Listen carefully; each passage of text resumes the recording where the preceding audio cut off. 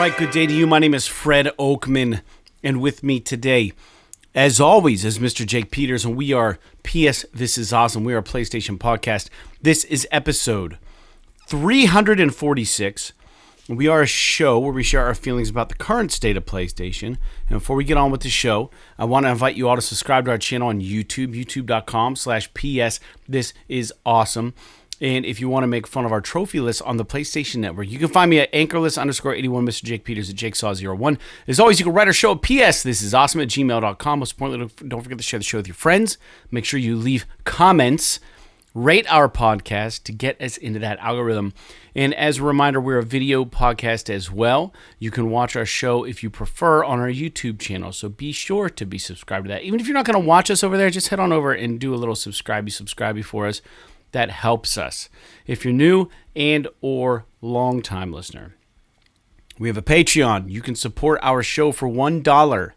The Patreon tier is called the One and Only $1 Club. It's the only level of support that we will accept at this point. And you will get a shout out on our show, and we will also give you a PlayStation controller logo sticker thing that we came up with for our show. It's called PS This Is Awesome. And we air every Wednesday for non-patrons of the show on YouTube and on your preferred streaming platform. If you are signed up to our Patreon for $1 a month, you will usually get the shows a day or two early. Usually we record them on Mondays and we upload them Monday night. So you get them usually about an evening early, a day early. So with that out of the way, Jake, how are you doing this lovely, crisp Monday fall day?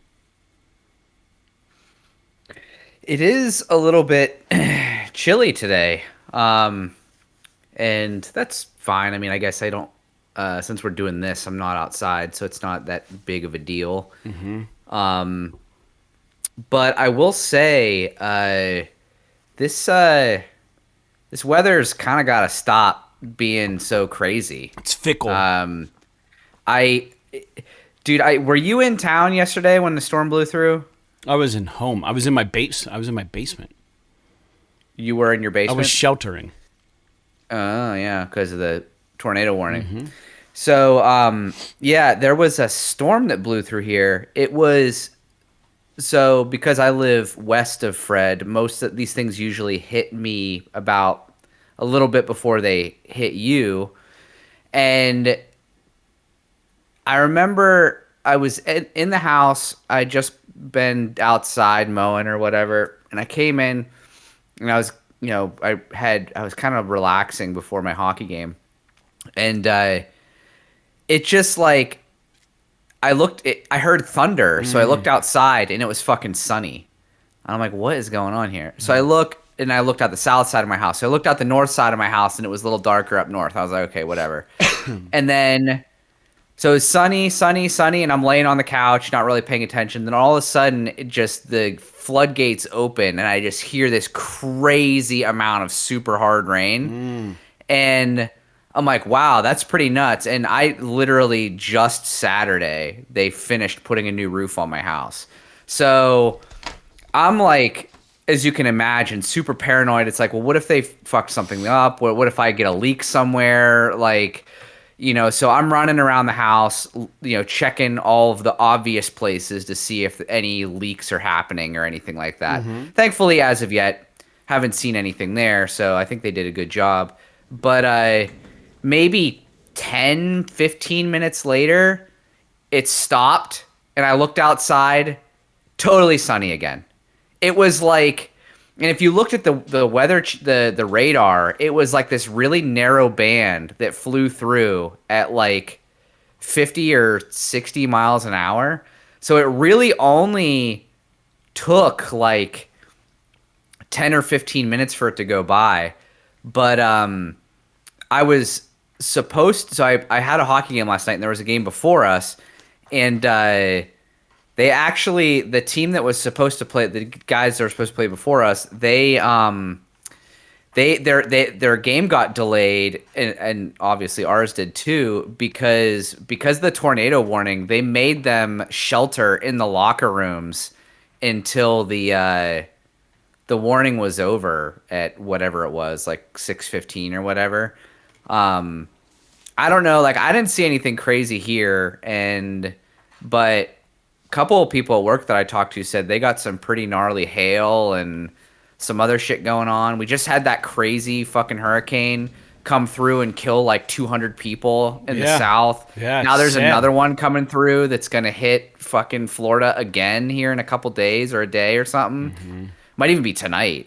So it's like, it's one of those things where regardless of whether or not it's man-made, the the weather has gotten crazier in the past 5-10 years. Yeah.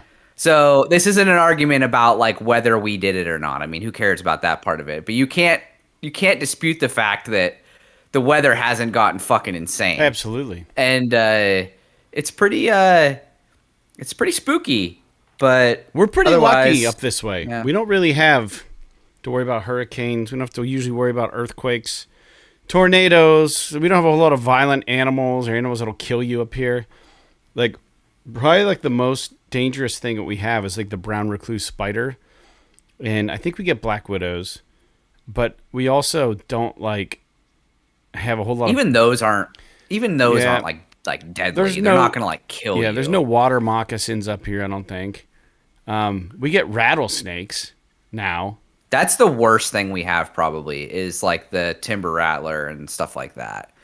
But we're pretty lucky. lucky. You have to be careful walking through the woods. I mean, honestly, until recently, I was like like I said, in the last maybe 10 years, I would have been like, other than some chilly winters and some snow and stuff, we really don't ever get that bad of weather. But now it's like, you know, multiple times a year we're getting fucking tornado warnings and shit, and like it was really rare for a tornado to come through this area for most of my life. I mean, there was that really crazy tornado that came through in, I can't remember if it was like the 70s, the 80s, yeah. Which my aunt and uncle who live like 5 miles from me completely destroyed their house. Yeah. And but, you know, since then, we haven't really gotten anything that crazy. In 2017, we got a tornado. But we haven't really had anything nuts. Some hail and things like that. Mm-hmm. But I don't know, man. It's just really weird. Yeah. I'm just glad that they got my roof finished because me too. It could have been really insane. Because I already had an issue with a leak because they tore the roof off. And then some of the pieces that they ordered came in the wrong size, so they weren't able to put it on that day. So they covered it up the best they could, but it rained really hard that night. I think this was maybe Tuesday night. Mm-hmm.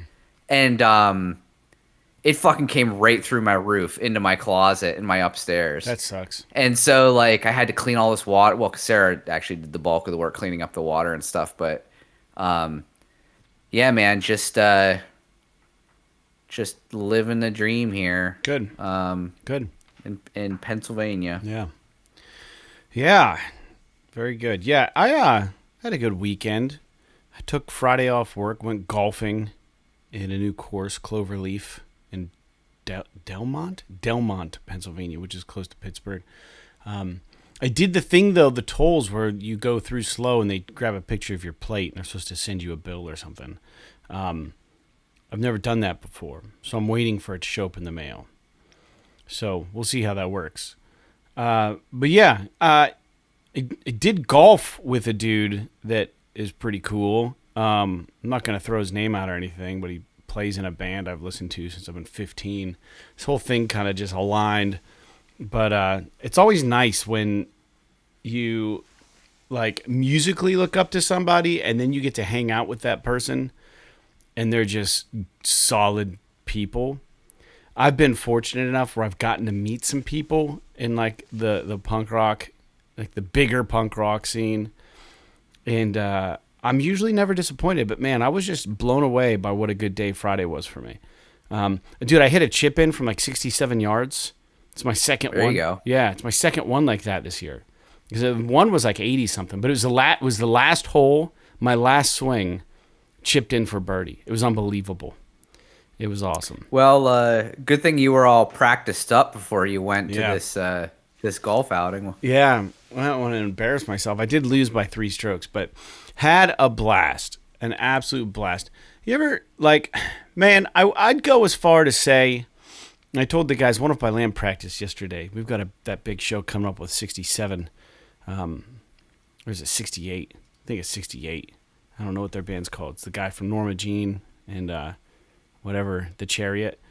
But I was telling the guys in the band because I was bragging to them about my awesome Friday. And I was like, dude, it has been a long fucking time since I've had what one would consider a perfect day. Like, you get up. It was like Ice Cube's today was a good day for me. It was like everything just fucking lined up. And it was really dope, man. It was really good. So I needed that. It's probably been a good 10 years since I've had a perfect day. Every day there's some bullshit that I got to deal with that I don't want to. So, except for Friday. Friday was perfect. And so I did that Friday. And Saturday, Franklin, Pennsylvania has Apple Fest. I went to that. I'm working now in Venango County, so I wanted to go check that out. That was actually a really nice time. I have some unpasteurized cider that I'm drinking with some cinnamon whiskey right now. I am not partaking in Sober September or whatever October you are. Sober October. Mm-hmm. And it's delicious. If anybody likes to partake in fall tasting drinks, I would advocate, if you do whiskey, the Jack Daniel's cinnamon whiskey with apple cider. Do it cold. It tastes great. It's like a nice cinnamon, sweet, fall-tasting little beverage for you. It's fantastic. I only do it seasonally, though. But so that was Saturday. Sunday was hanging out with the band, practicing, and then we did Hero Quest. And Hero Quest was a blast. And then the Steeler game was supposed to be on at 8, and then they postponed it because of the weather. But then they ended up playing the Cowboys, and I saw the highlight reel. I woke up at like 3 in the morning, and I saw the highlight reel, and we lost. We lost. But anyways, I'm not really super into football, but I do like to catch the Steeler games when I can. I grew up a Steeler fan because of my father. And that was my weekend, man. I didn't get much gaming in at all. I've been really drilling down my 3D printing. I will give a shout out to this Patreon. You guys know I'm into Hero Quest, so there's a Patreon called The Dragon's Rest, and they have a Hero Quest board that is modular, that uses these little clips that you insert these little ball magnets in, and you can make a 3D Hero Quest board with an FDM printer and print all the different pieces. And as you play the different campaigns, this guy is designing rooms specific to quests that you can just print off and put in your dungeon. And it's fucking rad. So I've been on a printing kick, printing a lot of these dungeon board shit. This dungeon board shit for Hero Quest. But it's called like Dragon's Rest or The Dragon's Rest or something. It's really fucking cool. So I've been doing that and making a lot of progress. I'm actually really impressed with how dope it is. I haven't tried the clip system yet. I haven't printed any clips or bought any magnets yet, but I'm going to.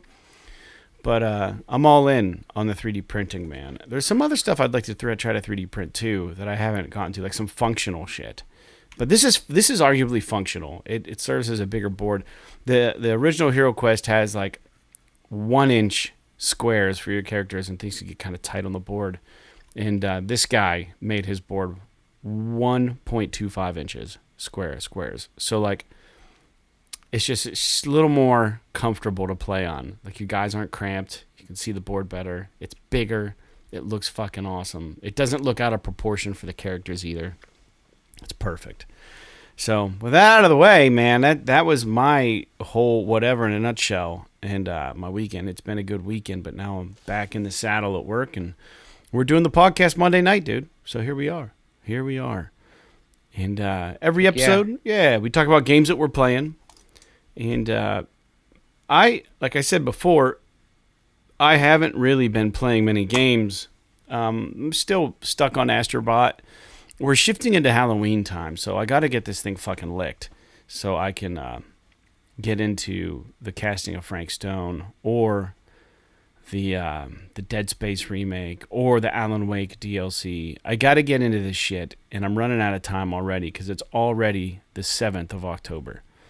So, dang it. It just flies by. But Jake, what about you? What are you playing? So I platinumed Astrobot on, I don't know, Congratulations. Friday, maybe Friday, or I think it was Friday morning. I platinumed it before work. And yeah, that what's funny is that like I just was going through just clearing everything out, and I got to that last level, the Grandmaster Challenge, and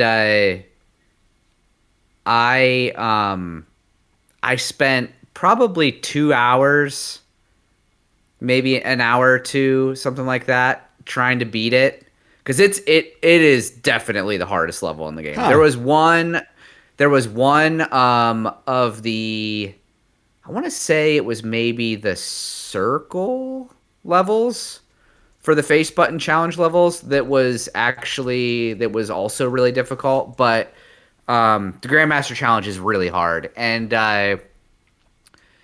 it took me an hour or two to beat it, and then once I beat it, no trophy popped. No. And I was like, huh, there was no trophy for this. So I didn't need to beat it to get the platinum. And it's not like the game broke or anything. There just isn't a trophy for beating the Grandmaster Challenge, which I both understand and kind of lament at the same time. It's like I went through all this trouble to beat this like super hard level in the game. Mm-hmm. There should be a trophy for it.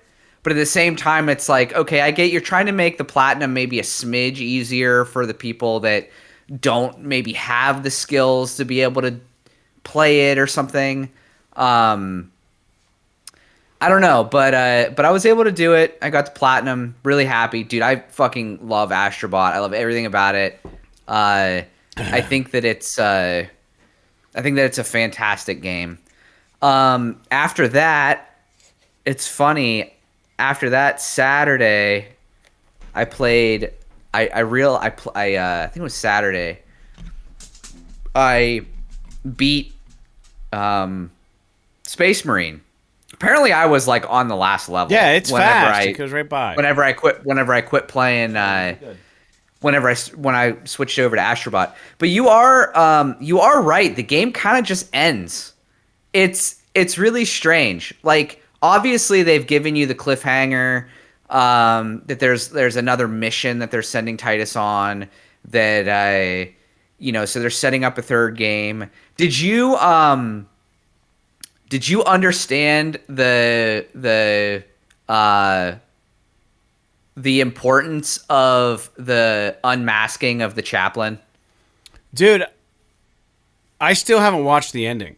I fell asleep, remember? I haven't gotten back to it. I need to watch the YouTube video. Oh, okay. You're I don't not want spoiling to, anything. It's fine. You can explain it to me. Yeah, so I understand it. I don't want to spoil it because it just occurred to me I probably shouldn't spoil it for people who haven't played it yet. But it is a reference to the first game. Oh, really? And I would never have known if I hadn't, like, after I started playing Space Marine, I went back and watched a recap of the first game. Okay. Like a 10 or 15 minute recap of the first game. And that sort of enlightened me about all of that. But I will say, the game's fucking rad. Yeah. Like I really enjoyed it. I think that it definitely lived up to sort of what we expected to get out of a Space Marine sequel. Yeah. You could argue that maybe like there could have been like part of me was like, oh, well, maybe there could have been a smidge more depth to the narrative. But at the same time, it's like, I think that's just us being used to like the Sony kind of first party modern like narratives. And I think that this, if you're looking at like a high B, low A level AAA game that is just a video game that's fun to play and is not necessarily super heavy in all of this stuff, like it's right on point. And dude, I'm not gonna lie, at the end of that game, I fucking loved playing with that thunder hammer. That thing was freaking rad. Like it wasn't. I will say it wasn't as fun to play it with as the chain sword, but when you like got into groups of enemies and you just started swinging that hammer and you were just like bludgeoning enemies to a pulp, it was fucking cool. I just love. I wish that they had a mode for the single player campaign where, and we talked about this last week already, where you could sort of like use different sort of character like stuff, like different sort of unit types, like in the multiplayer mode, you have the ability to play as like different classes and stuff. And it would be cool if they found a way to integrate that into the main story somehow, even if it's just like a new game plus mode or something where you can play as like one of these special character types or something from the multiplayer. But that said, I really like that. And then finally, I started the Metaphor ReFantazio demo. I'm about maybe an hour and a half into it, which means that I haven't hardly gotten anywhere at all.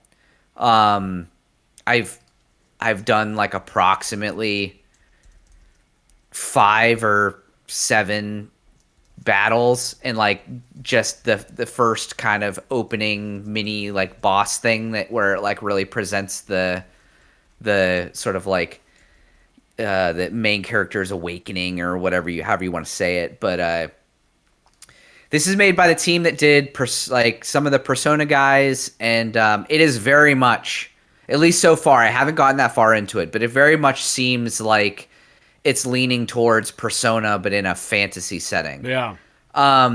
There's this really neat concept in the game where, so all of the races in this game, at least so far, I don't really know much about it, but all the races in the game so far are like derivations of humanity. So there's like elves, and there's like these humanoid creatures with horns, and there's like these humanoid creatures that have like different color skin and stuff like that. And there's some orcs and stuff, it seems like. But there's no like actual humans. And then you get into where you start fighting bad guys, and all of your colleagues start referring to the enemies as humans, which is really interesting, where like, and there's like this whole play on like what is fantasy, and like there's like a fantasy story within the game where they're talking about like essentially what would be contemporary like humanity, as far as like how our society works is like a fantasy to them. And like it's really interesting. Again, it's been mostly dialogue up to this point. I haven't really gotten that far. But I am excited to get back into it. Apparently the demo is like 10 hours long. And then you can transfer your save over to the main game and keep going. Yeah. So I'm just going to keep playing the demo, make sure that I really like it, and then I'll, as long as everything kind of sticks the way that it is, or I keep enjoying it the way that I am, I'll probably roll into the full game. I didn't realize it was releasing right now, because I was actually thinking about playing a spooky game for this month, like maybe doing the Dead Space remake, because we just got it on the PS Alan Wake Plus, DLC. or doing the Alan Wake DLC, or even like apparently the Silent Hill 2 remake is apparently pretty good. Yeah, it's a good time of year for those kind of games. But then this game popped up, and I was like, oh, well, this kind of seems like fun, and it will definitely take me past, Halloween, because it's apparently if I get into the full game, it's like 80 hours long. Yeah. But which is to be expected if it's a Persona-like game. But I gotta say, only complaint so far is the name is fucking horrible. Yeah, I can't even fucking spell it. Like, I've tried to spell it a couple times. Yeah, but other than that, I mean, dude, it's my only other thing is that like there's so much going on the screen when you're playing it, like when you're just playing it in combat or running around. Like there's UI, and there's like all this like art and shit happening like between turns and stuff, and it's like really jarring because most UI now is like kind of a minimalist approach. When you think of things like The Last of Us or God of War or even Horizon or Uncharted, it's like there's not a lot of shit on the screen while you're playing. Right. But like in this game, it's like there's fucking shit everywhere, and but it's like it's all artistic. It's not like you play a Ubisoft game, there's fucking icons everywhere for things to do. It's like, no, like when it goes from the enemy's turn to your turn, there's like this animation with all this color and shit that explains that it's your turn. And like, um, it's almost like, man, I'm glad I don't have epilepsy or something because it'd probably fucking put me in the ground. Yeah. But, yeah, so far so good. Cool. But I don't have too much to say about it, I guess.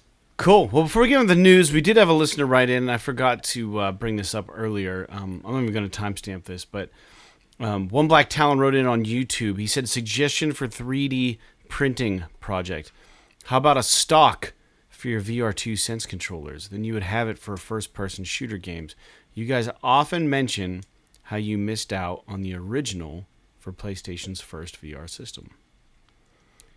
And he also says... Yeah, the aim controller. Yeah. And then he says, does Fred know about the G.I. Joe Wrath of Cobra game? It looks like it's out now on PC and later for PS5. It's actually out on PS5 now. I do know about it, and I'm not playing it yet. I have other games I want to play. I promise I'll get to it, but thank you for both of that. And I think I don't know how a stock would work for the current controller. Yeah, it's interesting. Like, maybe you could somehow find a way to like clip the controllers together so that it acted almost like an aim controller. But so many of those games require that you separate your hands to be able to do things like reloading and stuff. So I'm not sure if you tied them together how well it would work. I see one. I see one right now. Just go to Google and type in VR2 gun stock or VR gun stock for PSVR 2. So That's interesting. images. Oh, weird. Yeah, isn't that weird? It's really weird. There's like a bunch of them. Huh. It's kind of cool. Actually. Yeah, it's curious. It's pretty dope, actually. So, yeah, maybe I could 3D print one of those bitches. We'll see. We'll see about it. Did you see like all of the characters, like the army adjacent characters in Astrobot, like the Hellgast? They have little black aim controllers instead of guns. No, I didn't notice that. That's funny. I don't know if I found them. It's pretty yet. cool. That's cool. Hell yeah. All right, well, let's get into the news. Every episode we talk about gaming news going on, and this episode is no different either. So let's get into it. First point of news. I did play and complete Alien Isolation, and apparently the game is getting a sequel. And they're working on, I believe Focus is the company behind it. I don't even have the news pulled up. I'm just going based on my notes. But I thought I read somewhere that Alien Isolation is getting a sequel. I was trying to rush through my notes today. There it is. It's in early development per the Push Square sites. But it does say the creative director, Al Hope, has a little note. And he posted it for people. And he says, it's hard to believe that it's been 10 years since we embarked on our journey with the release of Alien Isolation. When we started developing the game, we had one guiding principle: to create a truly authentic experience that went back to the roots of the Alien franchise. A new story capturing the atmosphere and terror of the original 1979 movie masterpiece. It's been nothing short of incredible to witness your passion for the game over the years and see it reach so many players around the world. Your boundless enthusiasm, excitement, screams, and steely courage in the face of cinema's greatest killer have been profoundly rewarding. Whether you're a nightmare mode veteran or stepping into Amanda Ripley's shoes for that thrilling first attempt, good luck. We want to express our deep gratitude. It was a dream project brought to life by a brilliant team, and the reception you have given it over the years is extraordinary. On the 10th anniversary It seems only fitting to let you know that we have heard your distress calls loud and clear. Today, I'm delighted to confirm on behalf of the team that a sequel to Alien Isolation is in early development. We look forward to sharing more details with you when we're ready. Once again, thank you. Until next time, Al Hope. That's fucking rad. That was such a good game, and I can't imagine what a game like this would be like on like a PS5 or PS6. Who knows when it comes out? You know? Yeah, I mean, they're doing that VR game, which is kind of interesting. Mm-hmm. The only reason why I never played Alien Isolation is that It's long. I heard it was like 30 hours long, and I was like, I don't want to do that. Like, if it was like 10 hours long, I'd be like, all right, I'll try it out. But I don't want to play a game like that for that long. That makes you feel that way for that long. Yeah. Yeah. It was good, though. It's fantastic. Beating it felt incredible.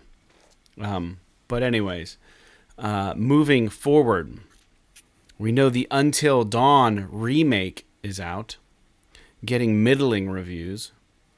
But along with this, they've announced that the Until Dawn movie, they're finally done filming it. I forgot they were even making one. I don't know how the game is basically a fucking movie anyway. It's like weird. I don't like it literally might just be the same story but with worse actors in it. I mean, the game already had fucking Hayden Panettiere and what's his name from Mr. Robot. Like, it had a pretty good cast, and I don't know.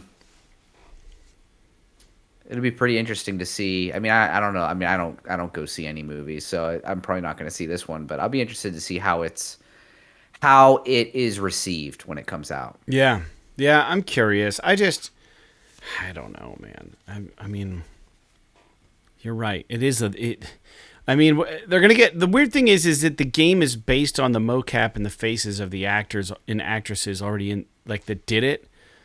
And there's no way they're going to get those people to play those people in the movie because, like, no way Rami Malek's going to go back and reprise his role. And it's just like, what the fuck are they going to do? And it's just like, why are you even doing it? Why don't you just make a scary movie? It's kind of like this, but not this exactly. And maybe that's what they're doing. Who knows? It's interesting. My guess is they're working on it Until Dawn 2. And they're probably trying to build up some hype for it with the remaster, and now the movie's going to be coming out. And by the time the movie's out, maybe they'll have Until Dawn 2 ready to launch. But anyways, Jake, the next point you already brought up, but that's okay. We can talk briefly again about it. My brother's hot on this game, Metaphor ReFantazio. Getting really solid reviews, and I know a lot of it probably isn't on the radar for a lot of people, but from what I understand, it is a good game. So I hope you guys. Yeah, I think it's got a 94 on Metacritic right now, which is like fucking insane. I mean, that's what Astrobot got. It's the same as like God of War Ragnarok. Like, it's getting good reviews, and it, like I said, it's weird that it just kind of appeared. Like, I completely forgot. Like, I knew this game was coming out, but I didn't know that it was coming out this soon. Like, I thought maybe like November or something, or maybe early next year, but shit, it comes out on Friday. So, good for us, I suppose. Yeah, right. Yeah, fantastic. But it's like one of those things where I don't even know, like, what it is. I mean, I get it, but I don't get it. Like, I don't understand why people are hyped on it and, like, how it hit so many people's radar. My brother was hot on this game for, like, a year almost. Yeah. I mean, it was just on his... Anyways, doesn't matter. Speaking of remakes, Silent Hill remake, also, like you said earlier in the intro, just squashing our news stories, but that's all right, is getting good reviews. This looked like garbage to me every time I saw a trailer for it. Yeah. But apparently it's people are loving this. So that's good news. I like this. Yeah, I haven't watched any reviews for it or really seen much about it, but especially given like the time of year, I'm much more interested in playing this game now. Mm-hmm. Like, it looks Like it kind of has me in that mode a little bit. Like maybe I want to play a game like this. And I don't know if that game is Silent Hill. I've even thought about maybe picking up. I still haven't picked up Resident Evil 4 remake. I need to pick that up at some point. But yeah, I don't know. I could see myself maybe sprinkling in some Silent Hill in there with my Metaphor playthrough if I decide to do that. So I don't know. I'm excited that it's getting good reviews. But like you said, every time that we saw a trailer for it in like a showcase or something, it just looked kind of shitty. And it didn't look. I take that back. It didn't look shitty. It just didn't look up to snuff for like what you would expect a modern remake of Silent Hill 2 would look like. It looks like a early PS4 game or something. Like I don't really know how to describe it, but apparently they knocked it out of the park. So good for them. Yeah, it just didn't really, like you said, it didn't really blow my mind. You know what I mean? But dude, this next one's weird. This next news point's weird. And I don't know how I feel about this. And did you get a chance to watch this? This is the Digital Foundry apparently had an opportunity to get hands-on with a PS5 Pro. PS5 Pro. No. And they did these. If you're not familiar with their YouTube channel, they do. I didn't really watch much of this, but I'm scrubbing through some of the comparisons right now. And they compare these games that are optimized for PS5 Pro with other games, with the same game on the PS5. So I don't. It just seems like, just from a high level view without really watching. I mean, you heard reviews. Yeah, I mean, when you put things side by side, you can see the difference. But like, I don't know. Because you heard things about how like people try to, they're like, yeah, it's like you're taking like the blurry lens off. And it's like, I don't know. The PS5 looks fucking crisp to me when I'm playing it at home. But then it's like, yeah, when you compare them next to each other, one looks better. And it's like, wow. But then again, if you're not comparing it like boom, boom, when you get your PS5 Pro, are you going to even notice? Like, I don't know. Yeah, this is my big thing with it is like the only reason why I would be interested in this is if it was like, okay, I can get the extra resolution and the extra ray tracing and stuff, but maintain the 60 frames per second. Like they did show a couple of, the only place where it really kind of looked good to me was when they were doing the ray tracing demonstration with stuff like Hogwarts Legacy. Yeah. But because of the way that I have my TV and my room set up, it's really difficult for me to tell the difference between 4K and like 1080p or 1440 whenever I'm playing a video game. So I literally never play games in fidelity mode because I just can't stand 30 frames per second anymore. So, but I would be willing to have a game like play up to the highest graphics if I can also maintain the 60 frames a second.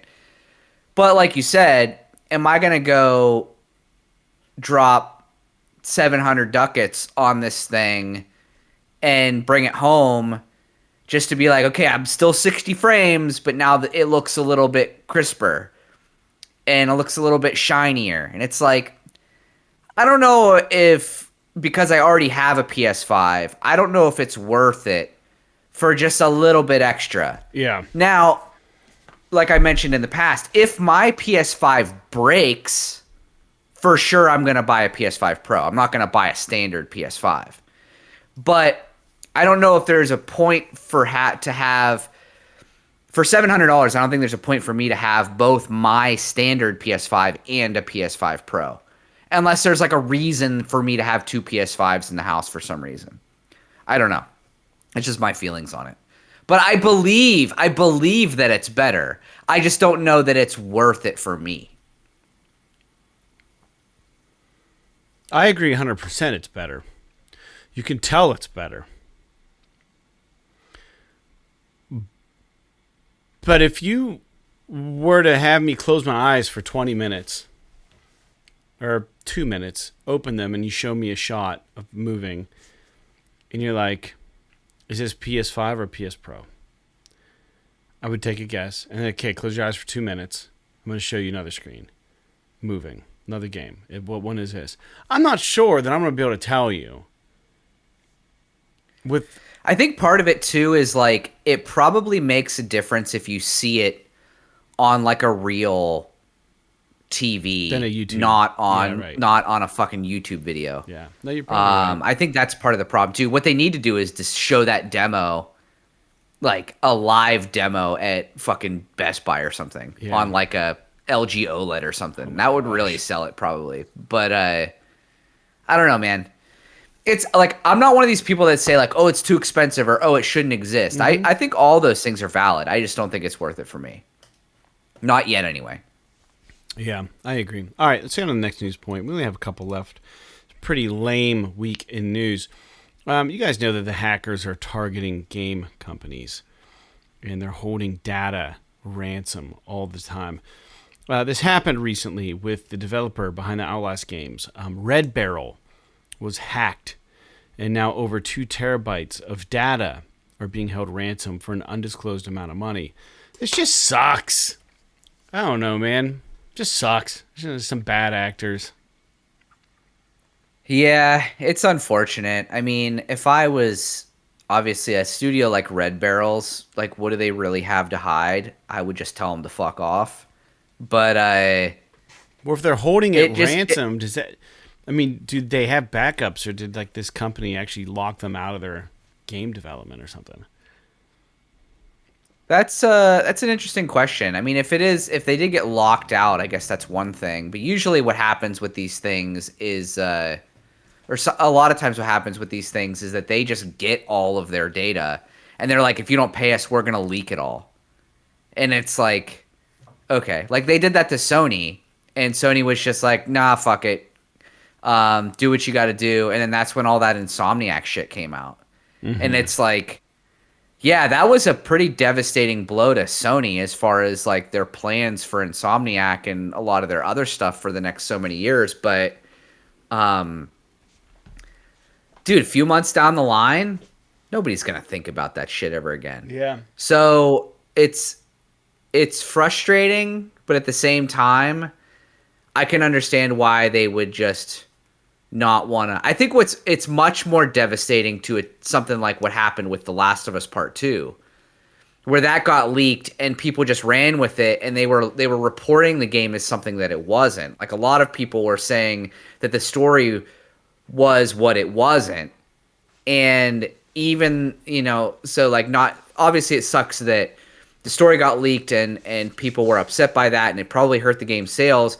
But also, a lot of people are saying that this is what the story is, and it was actually untrue. Calling Abby a trans character when she wasn't, and all this other shit. It was just like, I don't know. I think that that these things suck, and it really is a bummer. But I think that it is, as much as it sucks, I feel like we almost have to sort of accept this as almost an inevitability in the industry nowadays with the way that the world works and the way that the internet works. Unless, people can get much better cybersecurity or are much more careful about how their shit gets out there.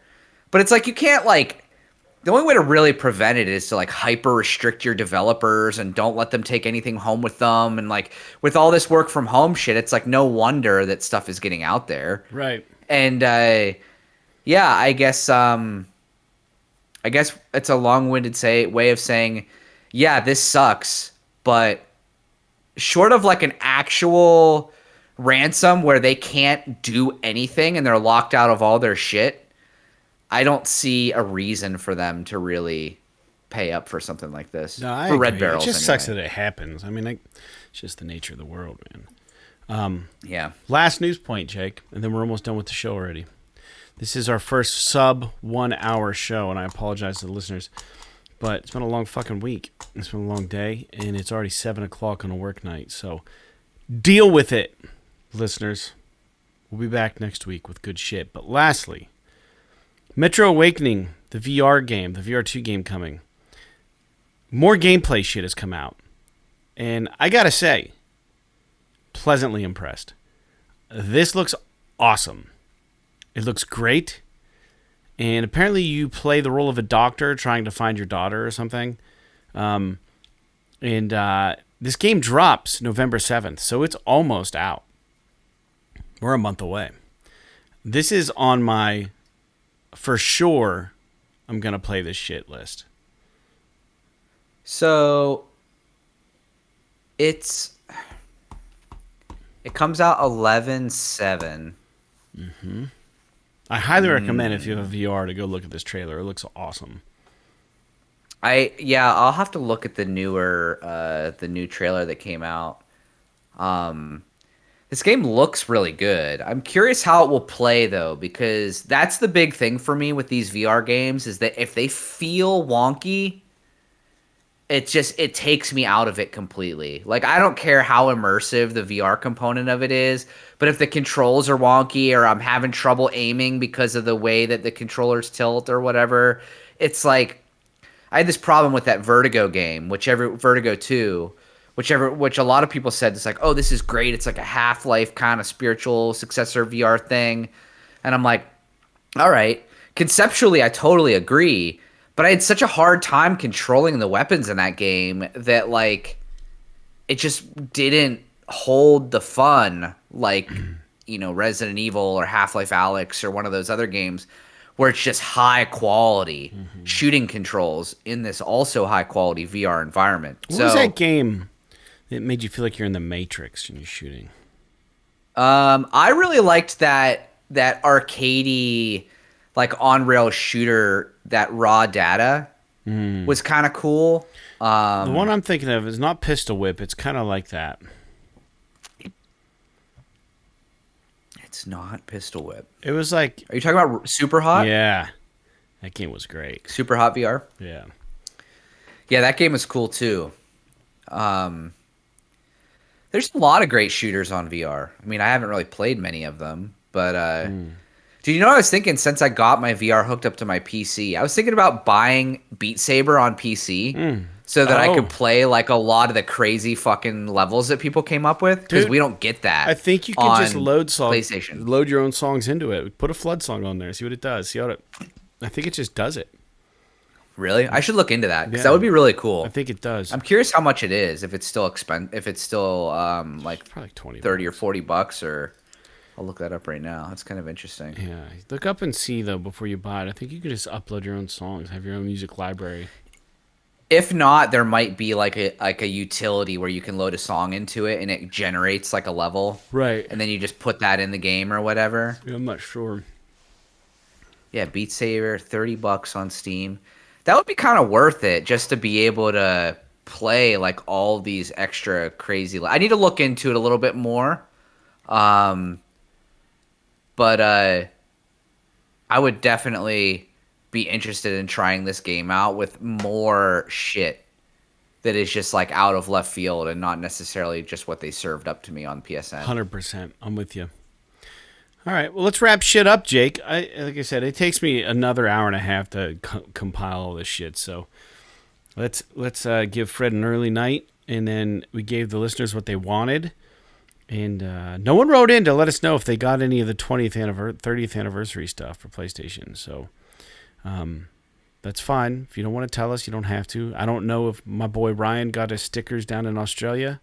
No clue. Probably doesn't even listen to the show. Just supporting us, which is awesome. We'll take your money however you want to give it to us. I'm just throwing shade because I think it's funny, and I'm tired as shit right now. We love you, Ryan.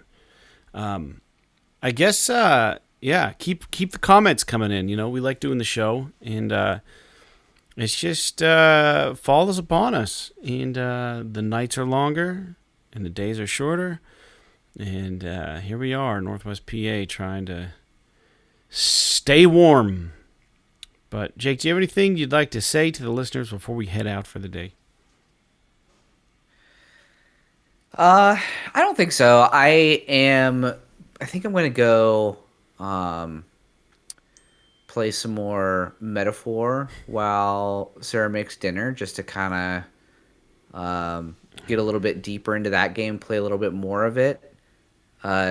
It's definitely mature. Like you could tell, like in the first 2 minutes of the game, there's like a lot of violence, which is very in keeping with the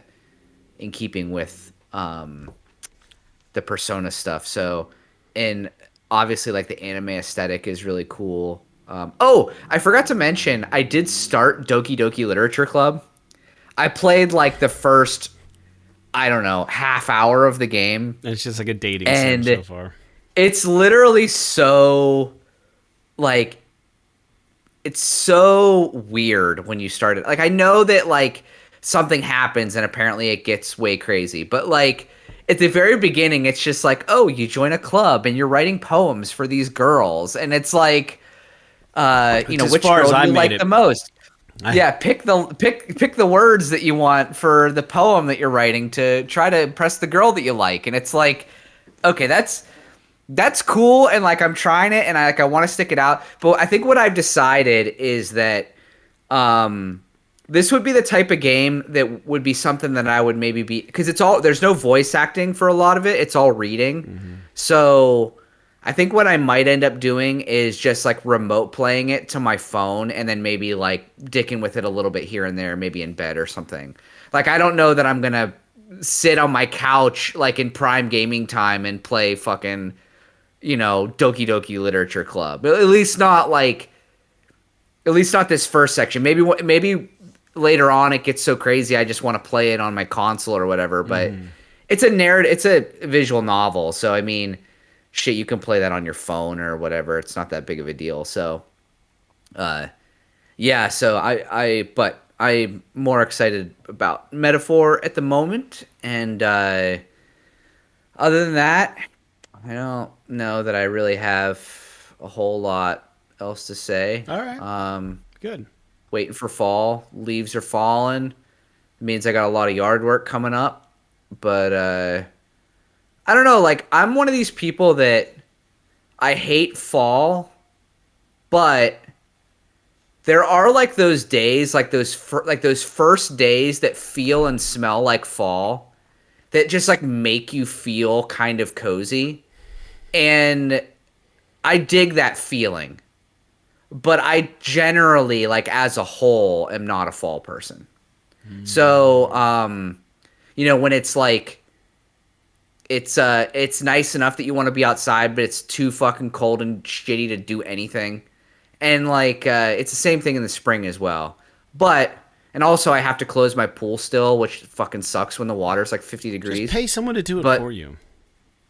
I could, but it's like you're already spending $1 million on your house. You might as well just spend. Might as well pay somebody to come out and close to have someone close your pool for you. You're not wrong. I mean, I could definitely do that, but I don't know. It's one of those things that's easy enough to do. It takes me a couple hours and I'm done with it. But the biggest thing is just manhandling that fucking pool cover. Yeah. Everything else is easy. Yeah. But yeah. Other than that, nothing really crazy going on. Cool. Just living life. All right. Well, thanks for tuning in to episode 246 of PS. 346. Almost sure it has 100 episodes. 346 of PS's Zoss PlayStation Podcast. Like I said earlier in the episode, we air every Wednesday for free for everybody on your preferred streaming platform and on YouTube. So if you want to hook us up with $1 a month, you can get the episode a day early. Most cases, we would be more than appreciative of that. So we're going to sign off for the day. Hope you all have a wonderful week. And write in, motherfuckers. Let us know what you're playing. I want to hear all about it. Come on, let's get this rolling. Like Call of Cthulhu, Call of Juarez and Call of Duty. P.S. P.S. This is awesome. This is awesome.